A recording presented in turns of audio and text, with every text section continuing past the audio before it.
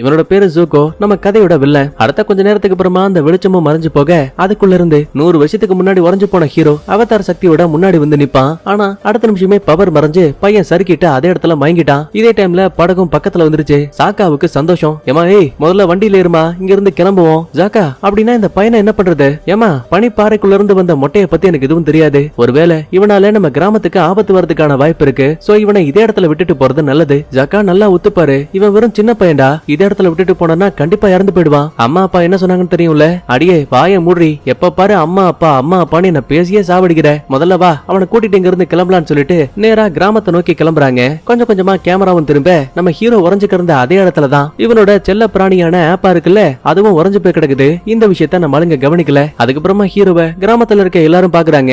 ஆனா இவன் யாரு? இவனோட நெத்தியில ஏன் வித்தியாசமான டாட்டோ இருக்குன்னு புரியவே இல்ல. அப்பதான் ஹீரோயினோட பாட்டி பக்கத்துல வந்து எனக்கு இதை பார்க்கும்போது ரொம்ப அதிசயமா இருக்கு. 100